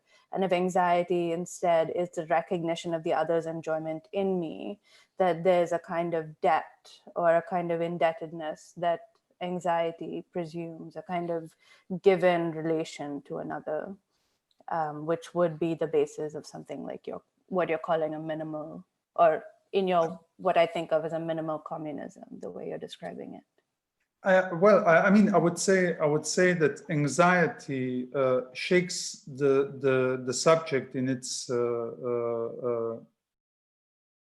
foundation to the extent that it can motivate it to some sort of link to the other, a link that does not imply or that does not demand the destruction of the other, but one could say the constitution of the other. So, this other being not, of course, not the other person, but the social link as such.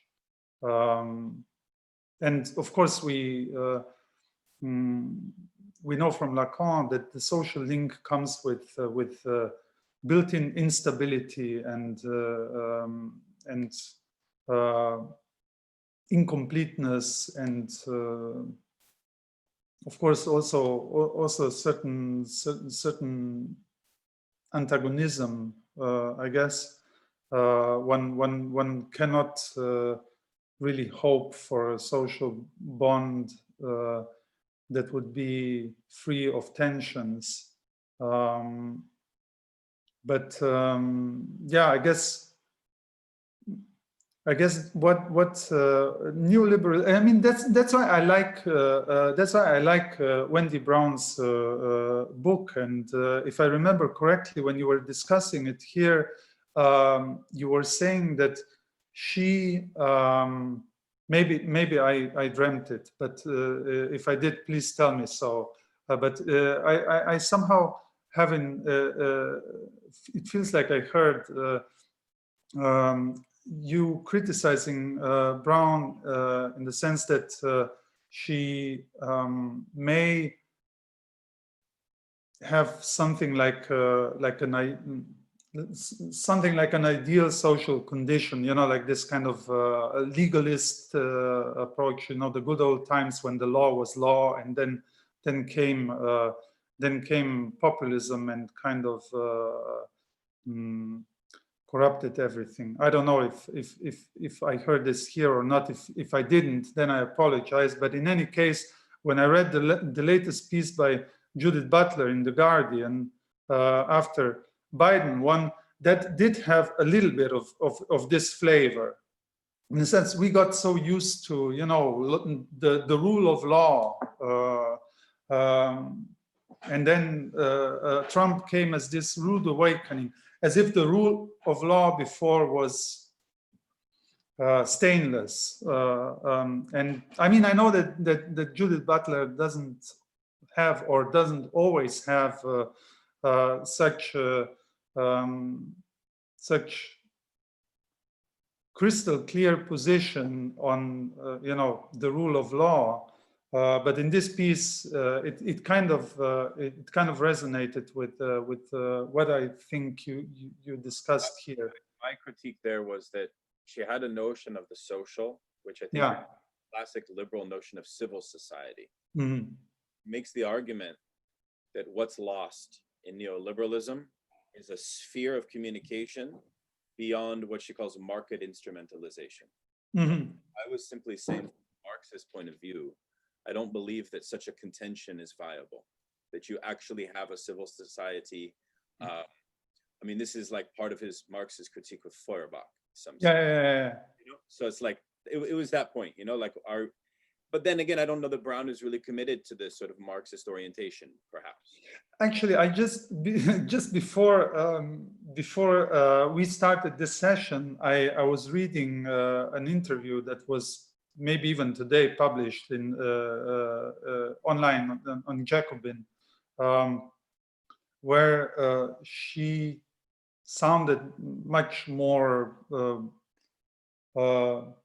like a complicit to Marxism, with Marxism, than maybe in the book In the Ruins of Neoliberalism.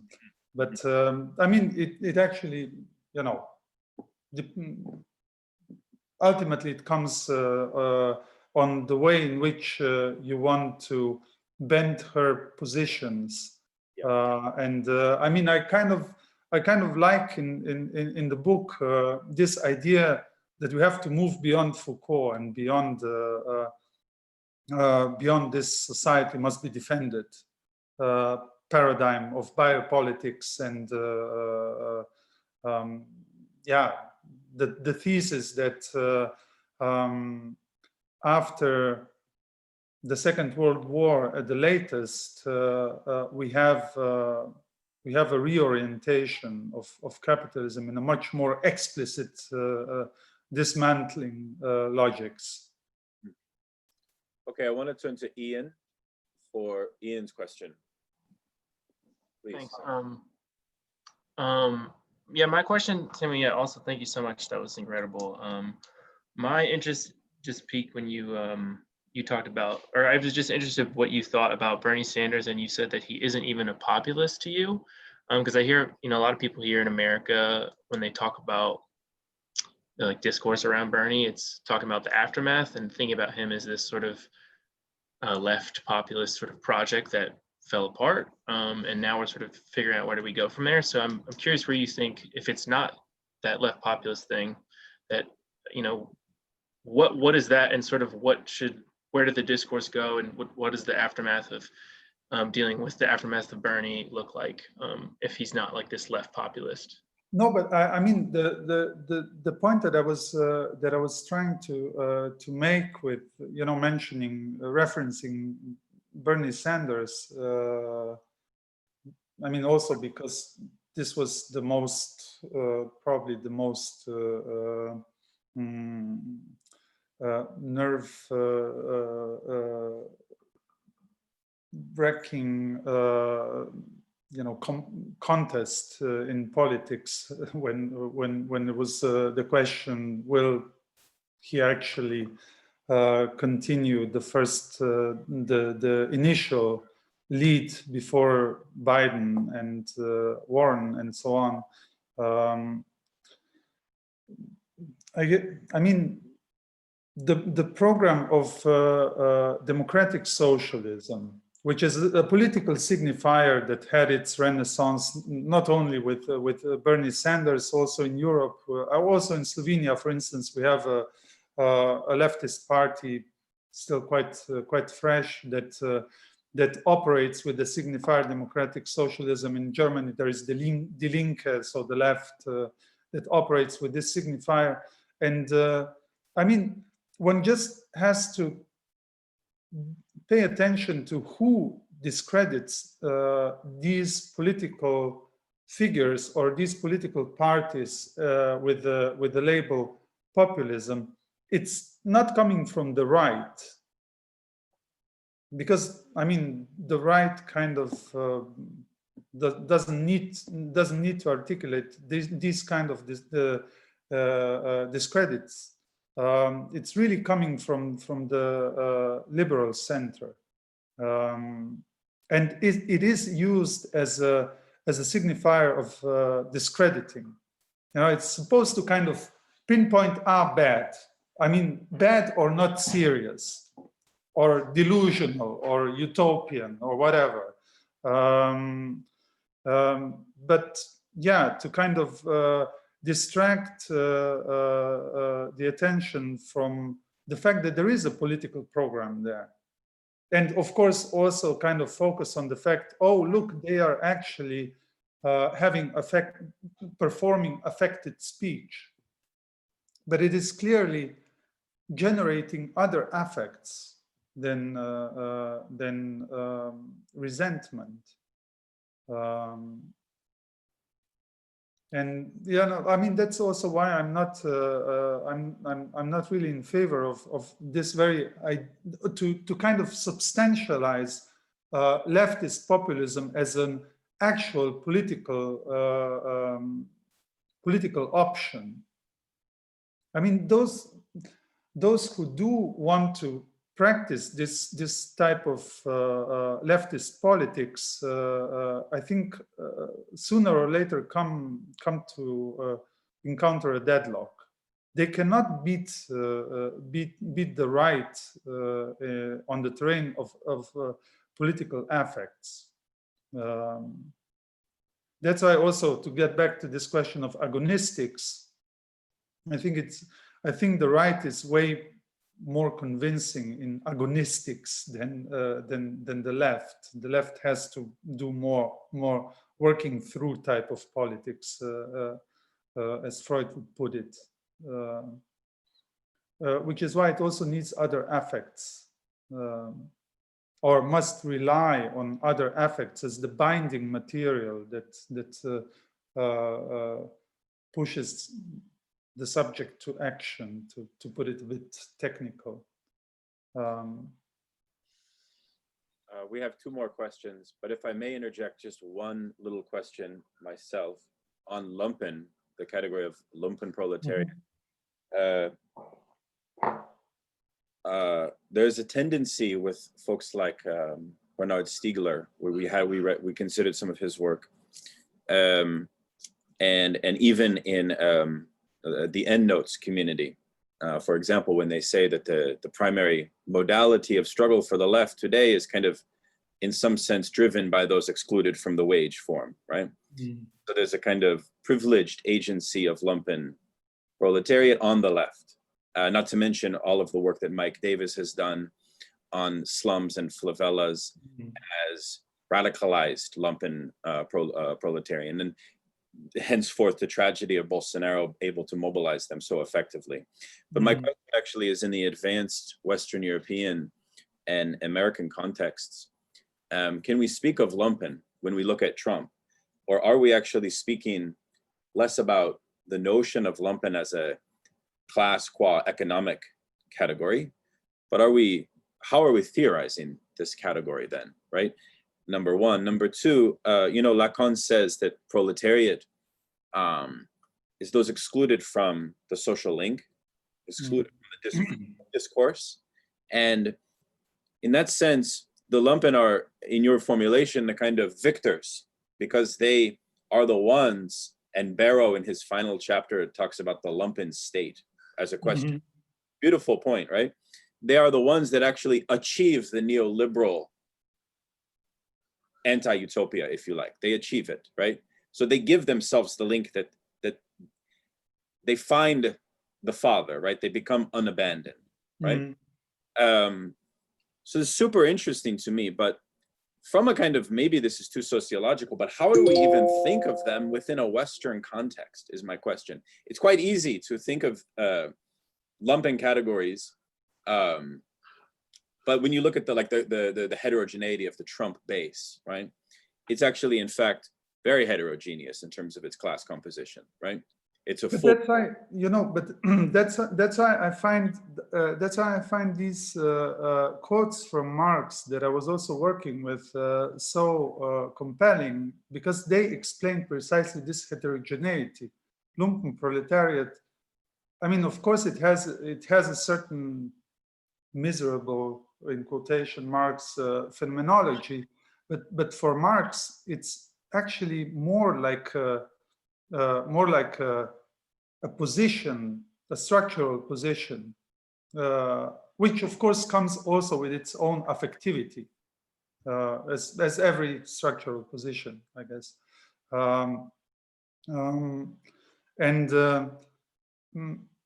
Yeah, I mean, sure, the proletariat doesn't have a social bond because capitalism basically dismantles social bonds. But the one who does have a social bond is the lumpen proletariat. It has an anti-social social bond. Sorry for this cheap rhetoric twist, but what I was kind of struggling with or neuroticizing around was precisely this this feature of capitalism, that it proposes a semblance of the social that is actually very thin, that is not social at all, that is basically, and I mean, seen from the catastrophic stage of capitalism,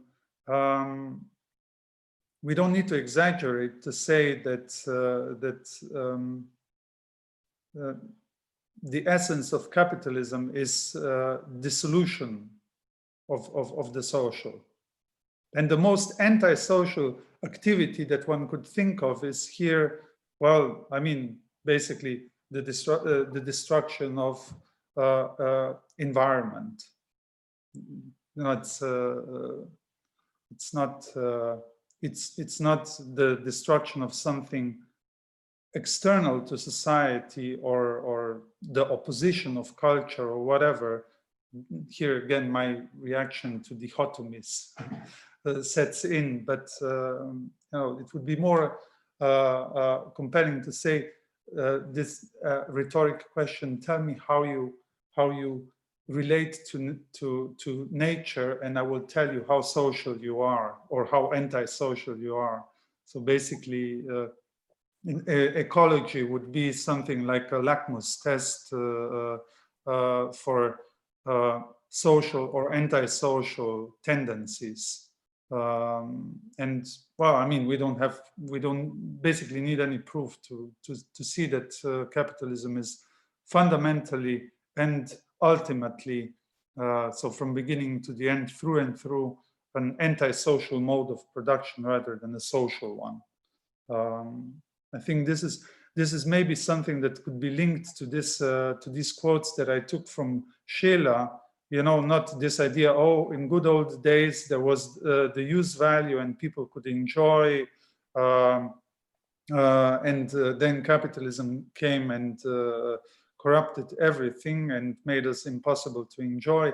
Of course not, but I would push them more in the direction what Marx says in this simple phrasing, to each according to their needs or whatever. You know, I mean, in the sense that, that there is a certain relationality and a certain type of just fundamental systemic care. You know, of course, the system has every symbolic order comes with a certain certain problematic excess that that is the source of its instabilities and tensions. But the question, of course, that Marx raises is what happens when this excess is at the center of the organization of production and becomes the ultimate object of systemic demand. Well, then we get a system that is slowly but surely in collision course with its own dissolution, and that is its social bond. Its social bond, a bond that is in perpetual process of unbinding. Sorry. Blah blah. Let's do a time check on how you're feeling. It's 3 in the morning.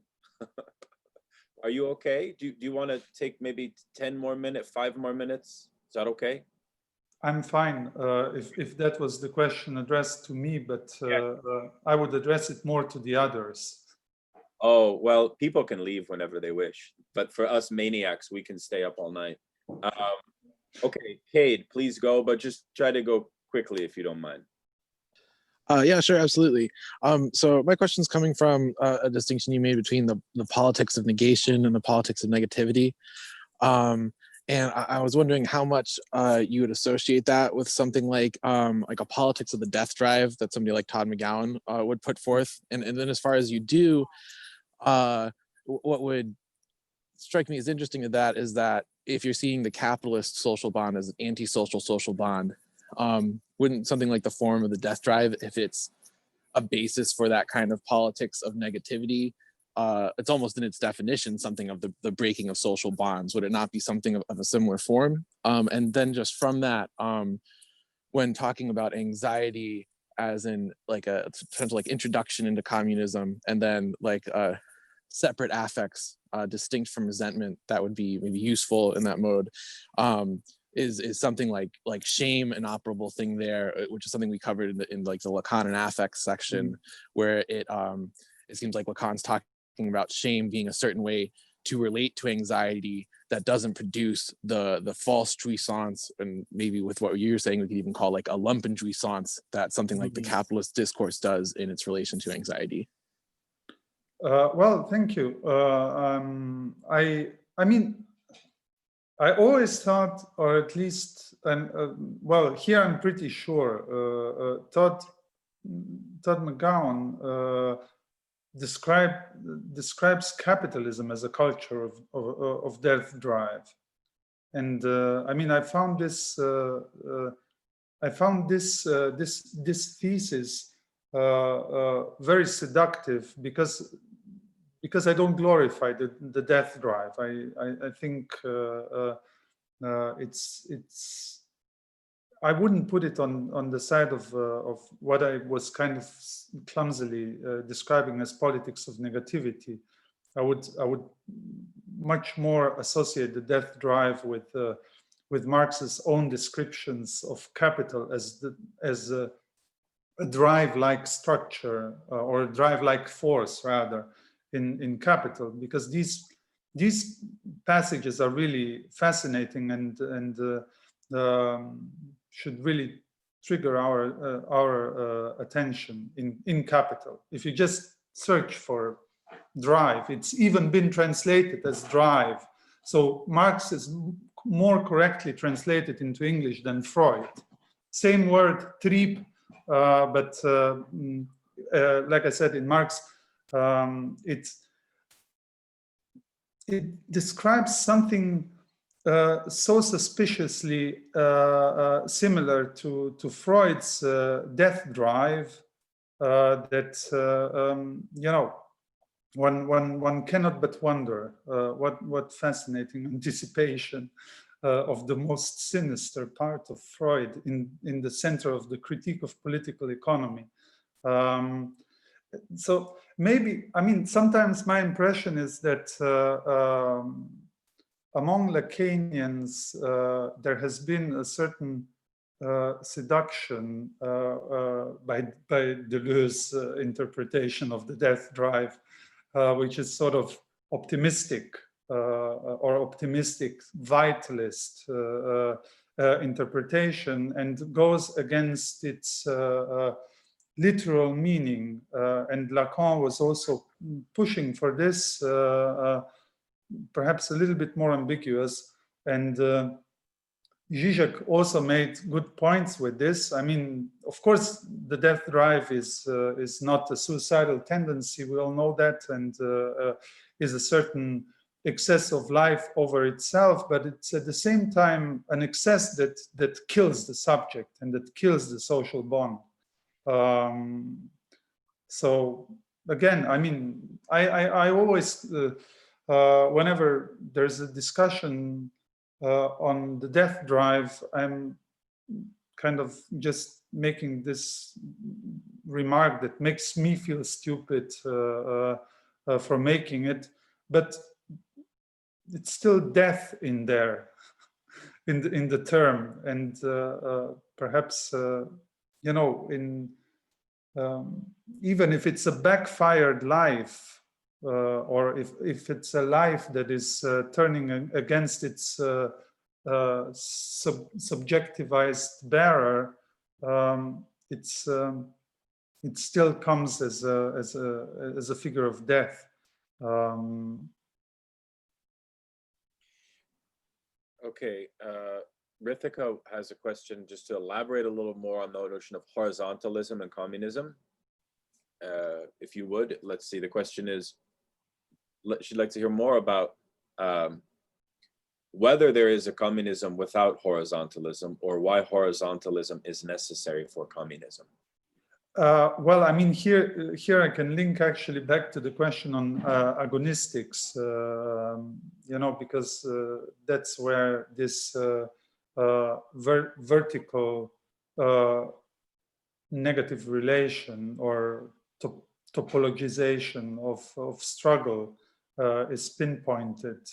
I think Laclau and Mouffe even frame it in the sense us down here versus them up there, and also this issue is in the midst of this specialization of struggle that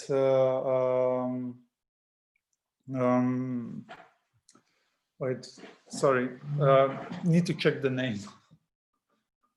So, Lo Surdo, of course, is addressing in the quote that I was also using, that there is a certain moral privilege of everyone. That's the lower you go, the more you have a sort of moral surplus value, if I may say so. Very very Christianized.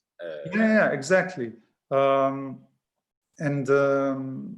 that's why I was kind of trying to use a different specialization, and also the issue of unbordering rather than drawing border limit between the people and the other of the people. So something like an unbordered subjectivity, or I mean, one could also say a split subject. I mean, but maybe the unbordering would also bring in a certain processuality or graduality in the process of constitution of political subjectivity, an inclusive rather than an exclusive process. And that's also why I was referring to horizontalism.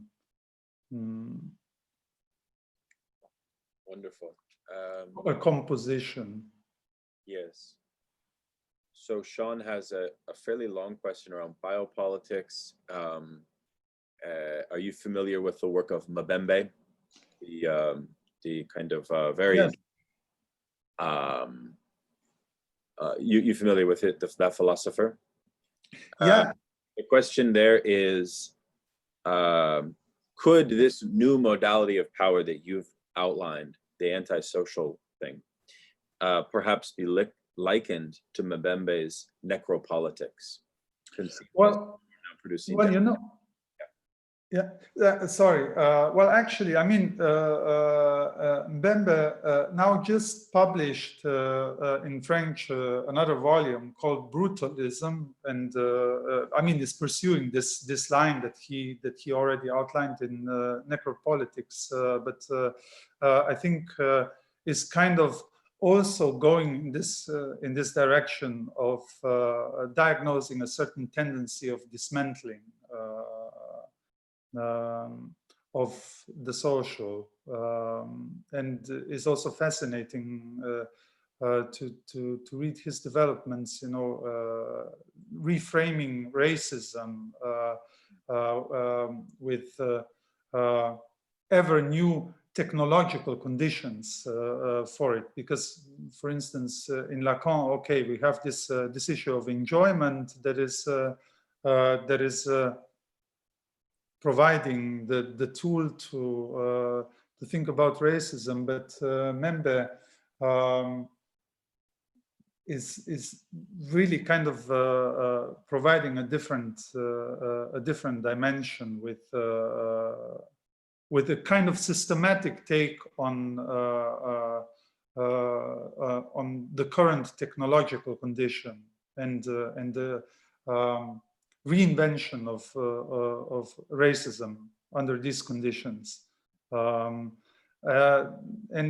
I mean, I guess also that I always found that the way he frames the notion of necropolitics is, well, on the one hand, also kind of making the point that we are moving beyond Foucault, and that biopolitics has mutated from disciplinary power and this increase of life, the logic of surplus implemented on the conditions of possibility of life and organization of populations, to a sort of backfired biopolitics that can be indeed read as a figure of death drive. So basically, sort of self-reproducing vitalism of the system for the price, of course, of gradual consumption and destruction of life in general. So again, an antagonism within life. Something that also resonates with more Deleuzian readings of the death drive, I would assume, but at the same time kind of showing this inner redoubling and mutual heterogeneity between living bodies and life of the system, and, well, life in ecological terms. It's so interesting you make the point that Deleuze has corrupted this, I don't know if you would say in an idealist sense of the death drive, but I certainly would agree. But isn't it also true that drive and desire are flipped for Deleuze and Guattari from the Lacanian way? If it's, yeah, so it's not, you can't even really speak of death drive for Deleuze in the same way. You see, like, it's actually more desire, right, in some sense. Well, yeah, if we look at anti-Oedipus, but difference in repetition is still sort of well. But I mean, Deleuze is a very sinister thinker. I mean, it's also also his vitalism. Well, it's a figure of death, I would say, more than what sometimes people make of him. It's also why, you know, Andrew Cobb's Dark Deleuze was actually quite a pleasant surprise. Finally, someone who's, you know, like taking you know, like little symptoms on Deleuze's own body that are really incorporations of negativity, like his long nails, or his fascination with animals that are not only animals of surface, as he puts it, but they are really, you know, like symptomatic. They, to put it with Lacan, they serve no purpose. You know, if we would want to kind of renew the old natural teleology, animals like ticks or mosquitoes, for that matter, you know, would kind of, what's this? This is where natural teleology breaks. You know, they only spread diseases and suck blood. Lumpen insects, lumpen. Yeah, lumpen insects, exactly. But you know, maybe just as a thought that we can also discuss if people are not yet willing to end.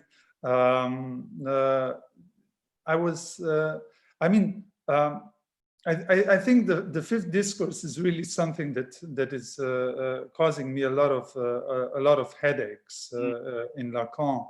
But you know, these remarks that he makes in this Italian talk, where he introduces the formula, and he says that this is like a machine that consumes itself, that it wears itself off.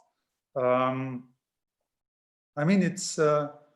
I think this is a nice description of the current state of capitalism. I mean, he's saying this in '72, the end of the Bretton Woods system, the beginning of free-floating currencies, the beginning of financialization,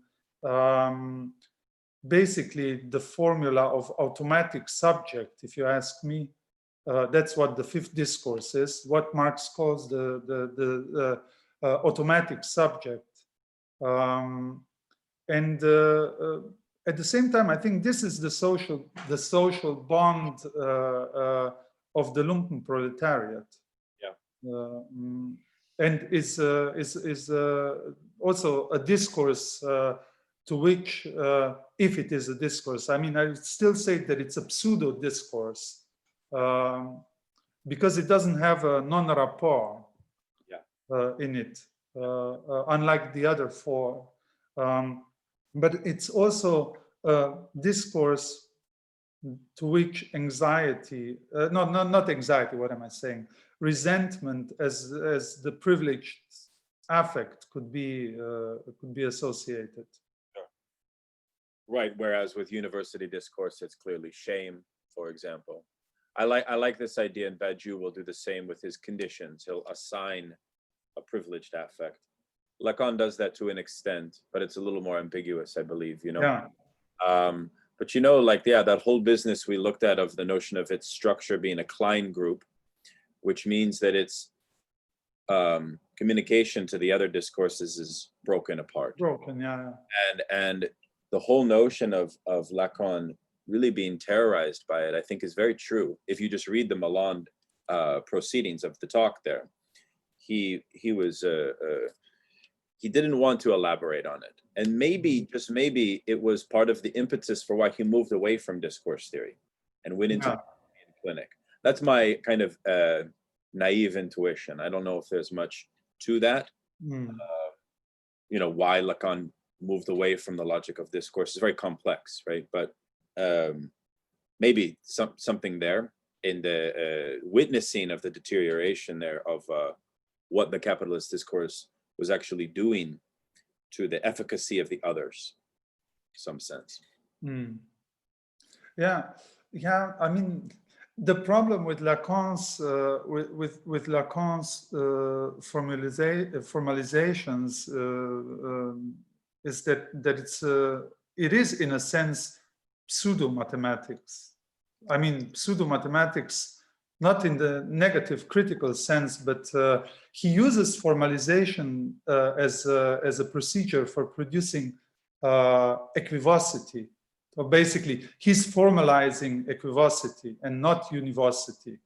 Unlike science, which needs to be exact and needs formulas that don't allow for a plurality of interpretations, Lacan requires exactly the opposite. I mean, I'm always amazed whenever I work on something random and somehow, you know, an association with one of the four discourses starts to pop up and impose itself as you know, a formalization of the problem that preoccupies me at that moment. So, like you were saying before, with the connection of Foucault and Lacan recognizing university discourse and its emergence. Yeah. At a certain moment, right? Anyways, we want to be kind and close. And thank you very much generously and really for your energy and for your brilliance on display tonight. It's no doubt it was really, really thought-provoking, and we're very grateful to have you. I am actually the one that owes you a huge thanks because again, for giving me the opportunity to speak in front of you and to discuss with you, and thanks a lot for yeah, all the debates and questions and remarks, and also for bearing through this quite long chunk of babbling. No. Let's do it again, my friend. Let's do it again. Yes, please. Would love to. Sleep well, and Thank you. wish you all the best. Thanks, everyone. Bye.